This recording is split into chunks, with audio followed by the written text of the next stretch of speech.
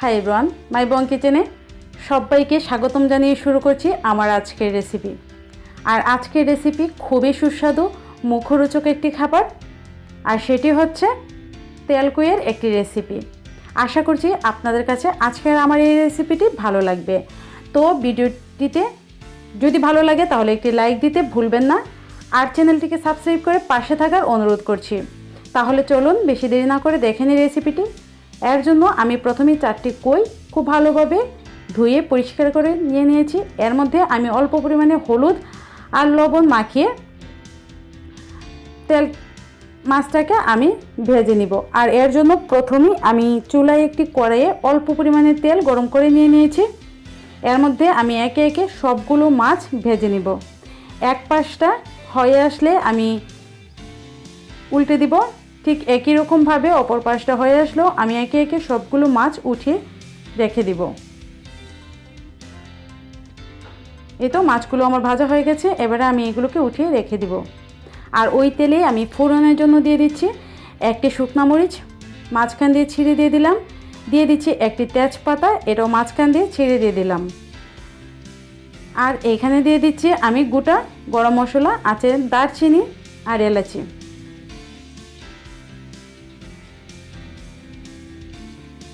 এবারে এর মধ্যে আমি দিয়ে দিলাম আস্ত জিরা, এতে করে ফ্লেভারটা অনেক সুন্দর আসবে। আর এখান থেকে ফ্লেভারটা খুব সুন্দর একটা ফ্লেভার বের হওয়ার পরে আমি এর মধ্যে দিয়ে দিব পেঁয়াজের কুচি। এখন এই পেঁয়াজ কুচিটাকেও আমি হালকা করে ভেজে নিব। ঠিক এরকম ভাজার পরে আমি এর মধ্যে দিয়ে দিব আদা রসুন বাটা,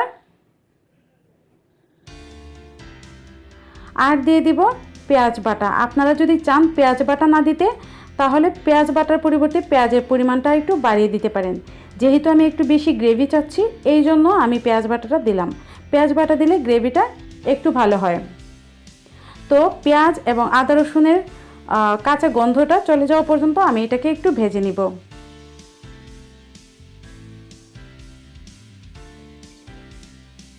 এই তো আমার এটা খুব সুন্দরভাবে ভাজা হয়ে গেছে। এবারে আমি এর মধ্যে দিয়ে দিব হলুদের গুঁড়ো,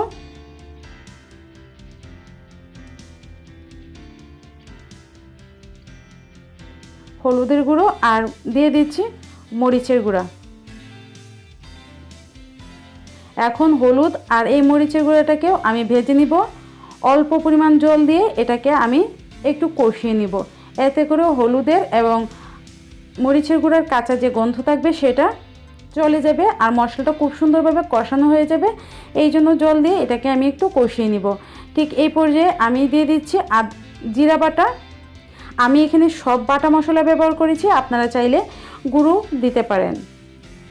তো এই তো আমার মশলাটা খুব সুন্দরভাবে কষানো হয়ে গেছে, দেখেই বোঝা যাচ্ছে কতটা সুন্দর কষানো হয়ে গেছে। এবারে আমি অল্প পরিমাণে জল দিয়ে দিলাম। এই জলের দিয়েই আমার পুরো রান্নাটা হয়ে যাবে। আমি এখানে আর বেশি জল দিব না। তবে আপনারা যদি আর একটু বেশি ঝোল চান তাহলে জলটা একটু বাড়িয়ে দিতে পারেন। আর এর মধ্যে আমি লবণ দিয়েছিলাম, যেটা আমি দেখাতে ভুলে গিয়েছি, সরি। এখন আমি একে একে সবগুলো মাছ এর মধ্যে দিয়ে দিব।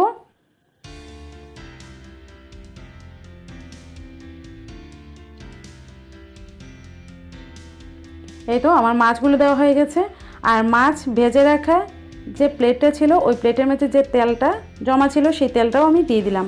এই তেলটা ফেলে দিবেন না, এটা অবশ্যই দিতে হবে, কারণ এই তেলটা অনেক ফ্লেভারেবল। আর এই তেলের কারণে কিন্তু এই রেসিপির টেস্টটা অনেক বেড়ে যায়। তো এই মাছগুলোকে আমি একটু নাড়িয়ে দিলাম। এবারে এটাকে আমি ঢাকা দিয়ে কিছুক্ষণ রান্না করে নিব। আর এর আগে আমি এখানে 3টি কাঁচামরিচ দিয়ে দিয়েছি, সুন্দর ফ্লেভারও আসবে আর অল্প একটু ঝালও ছাড়বে। এই তো ঢাকনা দিয়ে আমি কিছুক্ষণ রান্না করে নিলাম। ঢাকনাটা খুলে আমি আপনাদেরকে দেখিয়ে দিচ্ছি। তো এই তো আমি এখন এটাকে উল্টিয়ে দিব, এতে করে অপর পাশটাতে খুব সুন্দর মশলাটা ঢুকে যাবে। তো দেখেই বুঝতে পারতেছেন রেসিপিটা খুব ইয়াম্মি হয়েছে। আর তেলকুই খেতে এমনিতেই অনেক সুস্বাদু হয়ে থাকে। এই তো আমি আবারও এটাকে ঢাকা দিয়ে এবং চুলাটাকে বন্ধ করে রেখে দিব আধা ঘন্টার জন্য। এতে করে মাছের টেস্টটা আরও বেড়ে যাবে। এই তো আধা ঘন্টা পরে আমি আপনাদেরকে সার্ভ করে দেখাচ্ছি কতটা সুন্দর হয়েছে। দেখেই বোঝা যাচ্ছে কতটা লোভনীয় হয়েছে এই তেলকুইর রেসিপিটি। তো বন্ধুরা, আপনাদের কাছে কেমন লাগলো আমার এই তেলকুইর রেসিপিটি আপনারা আশা করছি কমেন্ট করে জানাবেন।